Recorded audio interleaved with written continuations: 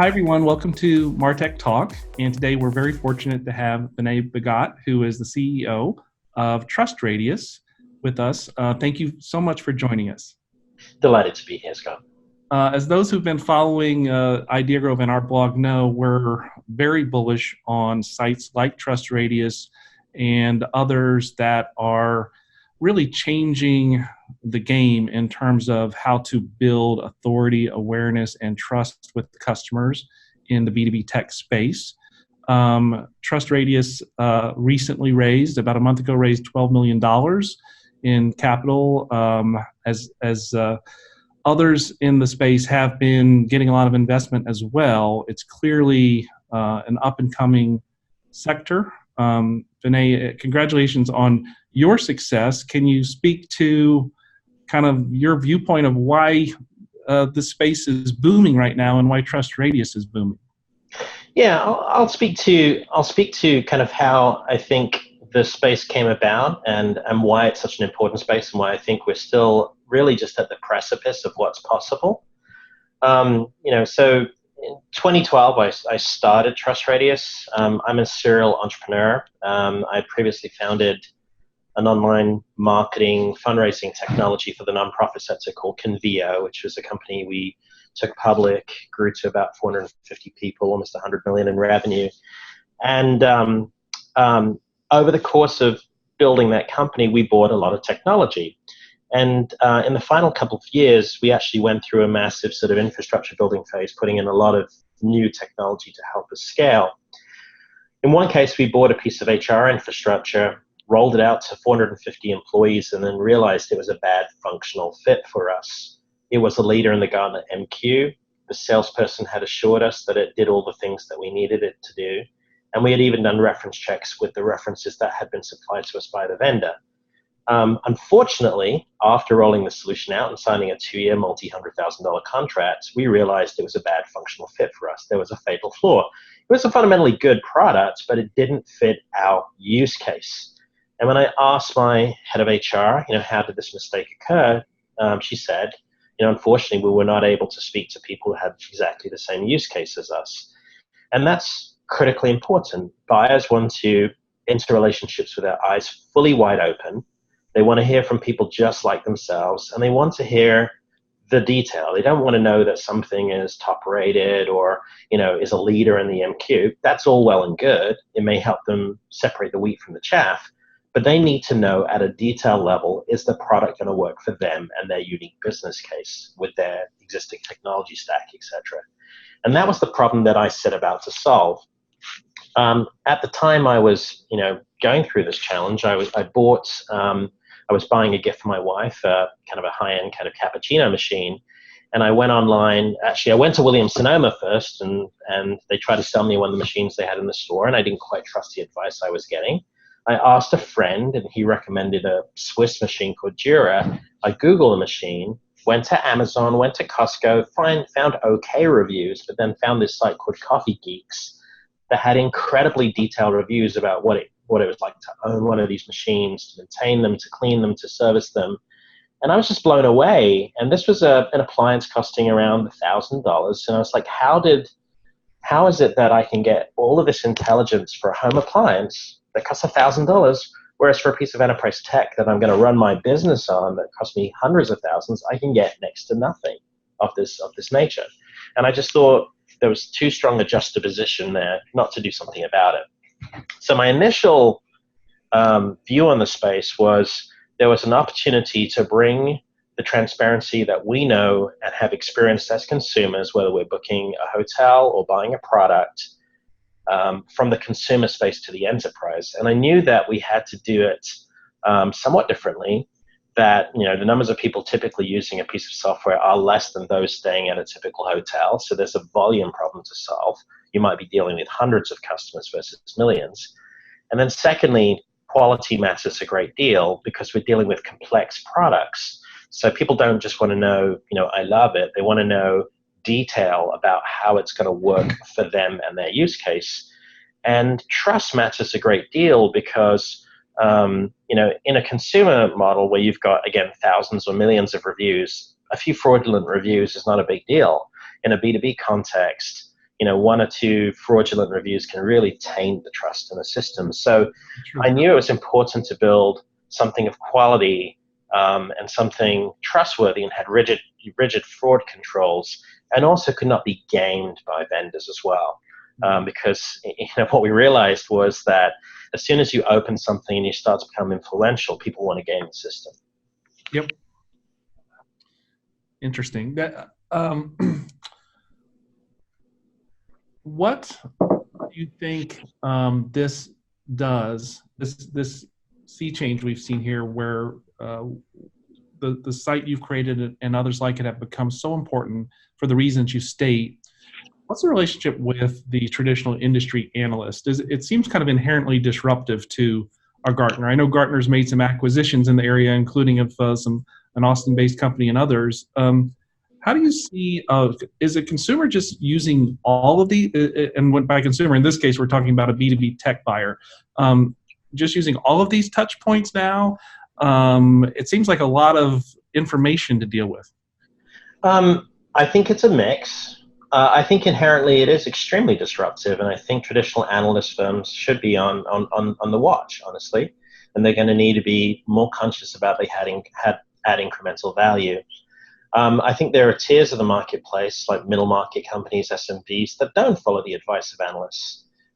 Frankly, my last company was a middle market company with 450 people, and the whole notion of a Gartner MQ that speaks to winners and losers, it doesn't have any kind of versioning based upon company size. It doesn't have any versioning based upon geography or vertical.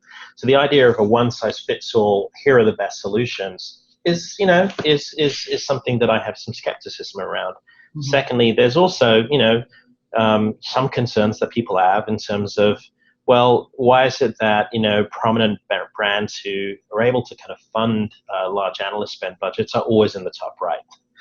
There's a little bit of cynicism out there in the marketplace. So whether you buy into that or not, I think the reality is that the market is underserved by traditional analysts. I think the MQ is a useful tool to understand who should be on your short list, but it doesn't go beyond that.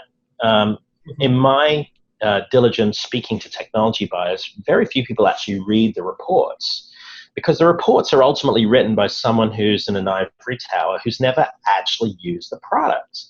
What I found in my experience is that people are looking for in the trenches feedback from people just like them. Now, I will say in large enterprises, analysts still are very influential, particularly at the C-suite.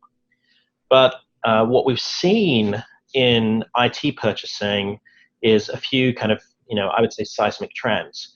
One is decentralization of IT, where no longer is purchasing just made in the IT function, it's made in marketing and HR and finance and all these other functions. And two, democratization, where it's no longer just made by the C-suite, it's made by folks in individual teams who are going to have to be the practitioners using these tools. And that's why I think there's been an advent of SaaS tools that are much more user-friendly, have good user interfaces that have come to market, because the users actually do have power. And take the finest extension of that are the tools that actually get adopted at a grassroots level, like Slack or video conferencing tools, where they're being adopted by individual teams or frontline people, and then they balloon up into enterprise-wide initiatives when people realize that they have traction. So I think the whole dynamics of the software industry and the tech industry are being turned on their head. And alongside that, I think the role of analysts is changing. I think there's still a role for curation and synthesis. We ourselves actually do publish buyer's guides, where we go through user reviews and try and pull out the essence of what's being said. I think that's a value-added service. I think people sometimes do want one-on-one advice.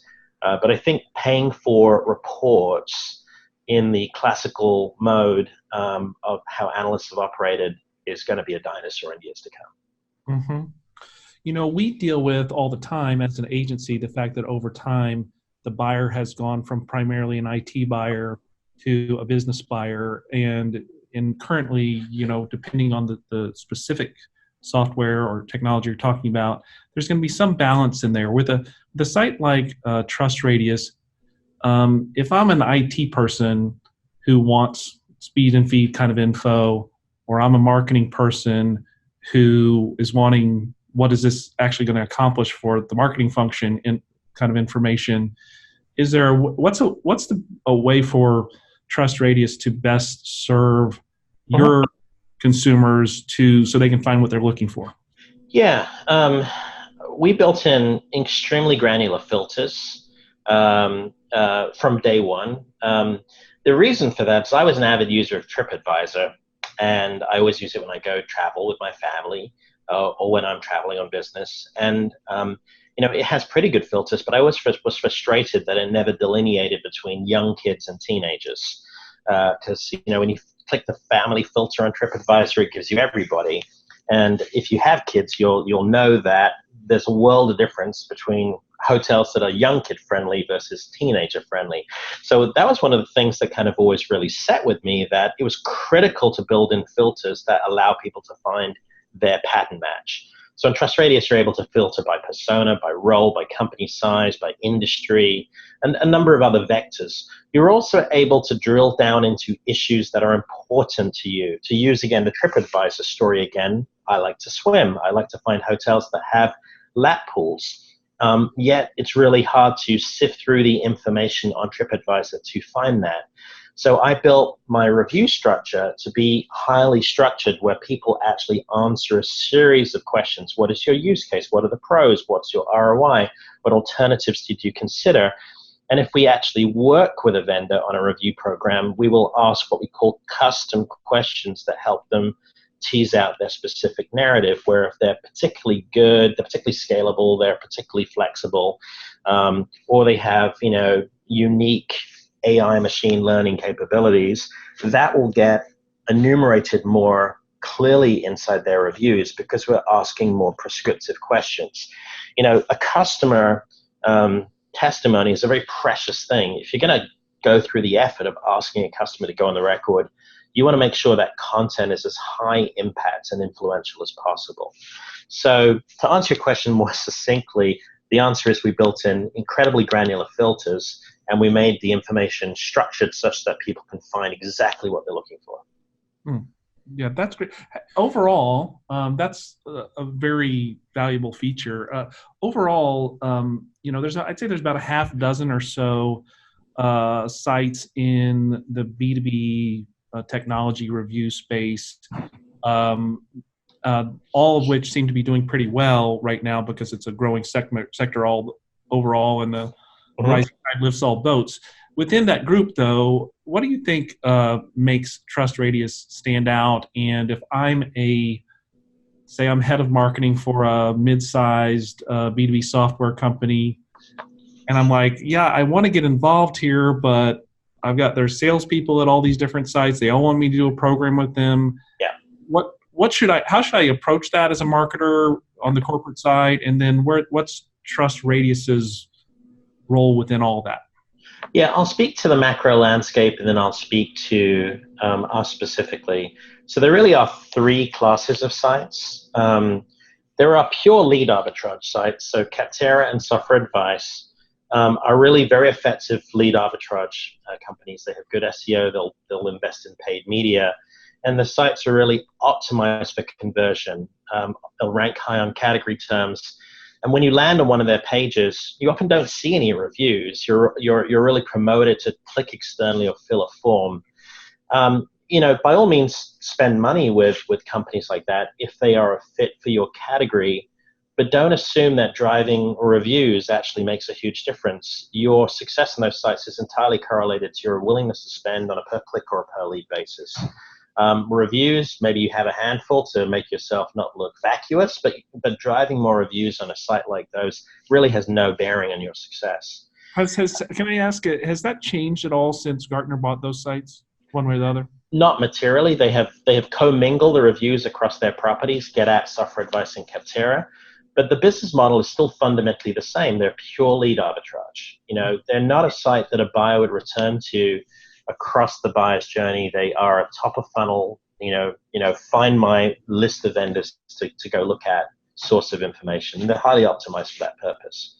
Okay. And they tend to work well in highly fragmented, unsophisticated industries. Let's take, medical, EMR software where you may have 100 choices and you've got a medical office practitioner who's overwhelmed and doesn't know what choice. Getting a list of vendors or having, a BDR on the phone talk to you and say, here are some choices you should look at, is a model that kind of works for a market like that. But for enterprise infrastructure, I don't think those sites are a particularly good choice. Gartner Peer Insights is relevant.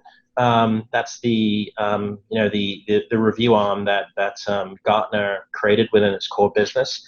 It's not really a destination site unto itself. The content is gated. The content is 100% anonymous. It's really an input channel to the MQ. So if you believe influencing the MQ is still important, you need to have a sufficient level of reviews to be able to influence the MQ. They also have a pretty good awards program that I think is not a bad thing to participate in. And then there's us and a company called G2, who are what I would say more kind of true pure play review platforms that are trying to serve the buyer at different stages of the buyer's journey and be a research platform, not a pure lead arbitrage site. Now, where we distinguish ourselves in the marketplace is trust built upon quality of content and quality of data. So what I mean by that is that, from day one, I've always put a huge emphasis on making sure that the data on my site could not be manipulated, that every review was not fraudulent and properly screened, and that we have always fundamentally believed that content quality matters, that people do not pick enterprise tech based upon whether a product scores 0.2 or 0.3 higher than another product. Nuance matters a great deal. Just to give you an example, in the iPaaS space, the data integration space, you've got highly simple tools like an IFFT that score extremely high, above 9 out of 10, and they're great tools fit for purpose for an SMB. But if you're a complex business, a tool like Boomi or MuleSoft might be more important to you. Those products actually score lower because they're more complex, more expensive systems. So just focusing on ratings doesn't really make a great deal of sense unless you have a lot of context. And we believe that context is really manifested through a combination of data and a combination of text about what people are saying about products. Think back to my example where we picked a product that actually is a good product liked by a lot of people, but it just didn't work in our use case. And we believe that content quality, depth of content is the only way to enable buyers to really discern the difference between products. So a typical review on TrustRadius is 500 words. A typical review on most other platforms is 50 to 100 words.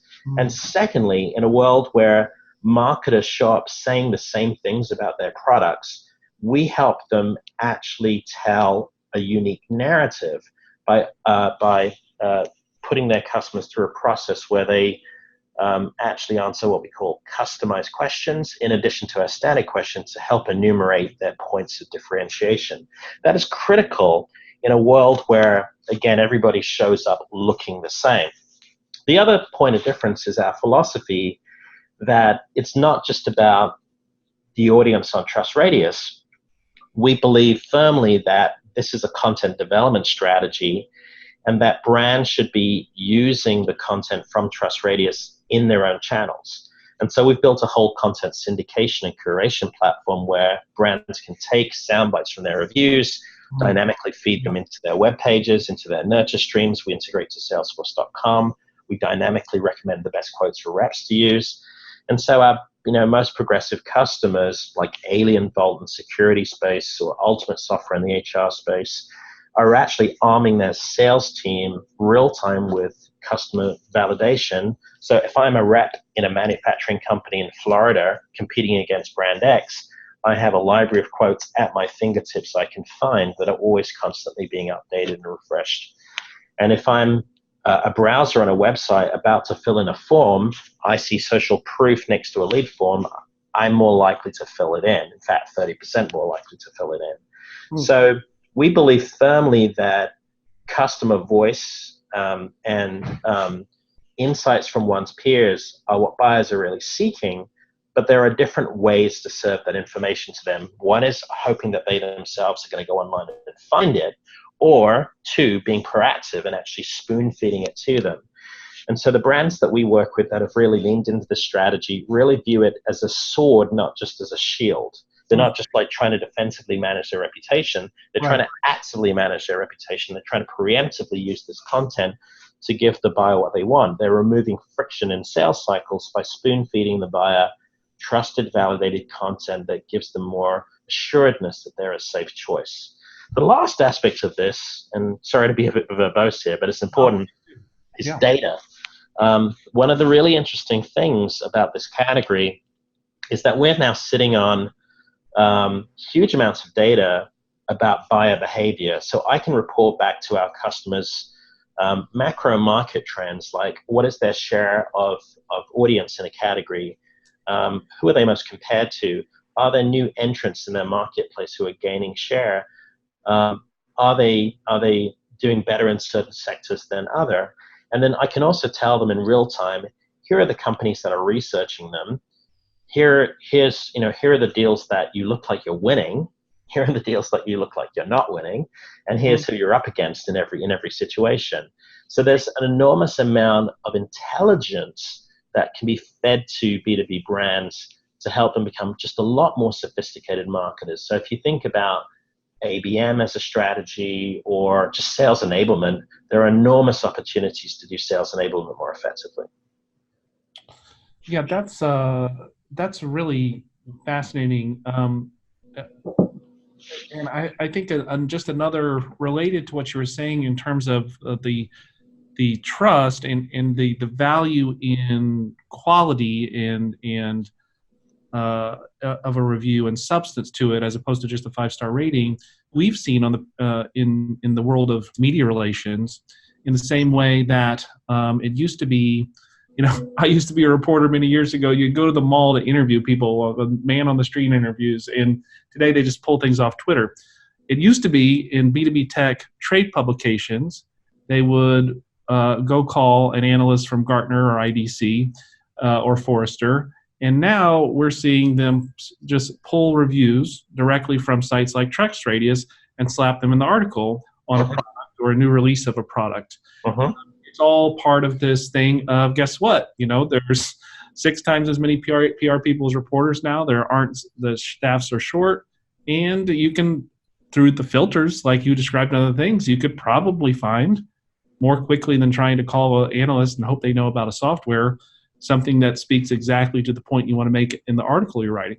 So that speaks a lot to just kind of the amplification of the third-party credibility, which is a core thing that sites like yours are delivering, amplified by third-party media that's using your review to further talk about a product or a space. So that's definitely something we've seen overall that you're right in the middle of. This is not Google reviews where anybody can just leave a 5-star rating and become a guide and so forth. This is something where, as you said, starting with the fact that there's going to be fewer reviews than for something in B2C, you better make sure it's a good pool of reviews that are substantive and can speak to the different buyer audiences and can be enough for a buyer that's going to buy something that might cost hundreds of thousands of dollars. Very different. Exactly. And then we see that borne out in our audience. So a lot of people have the ill-conceived notion that reviews are purely for SMBs. 42% of our audience are companies above 1,000 employees. So we have become a magnet for medium and large enterprises because they are craving this intelligence too. Yeah, they still work with Gartner. They still buy their reports and have the subscription. They go to their events. But what I've heard from the folks in the trenches, perhaps beneath the CIO's office, is that they really, really want to hear from their peers. And a site like mine is the easiest way for them to get that intelligence, to filter and find people like them, to dig in. And then many of them will actually message the people and have private conversations on top of what they're reading on the review. So we're becoming a connecting forum. I often make the analogy that LinkedIn, unless you're a salesperson or a marketer or a recruiter, is a place to connect with people whereas TrustRadius is a people to connect with people who can help you but you don't know. Yeah, interesting. Well, I've taken up more of your time than I planned to.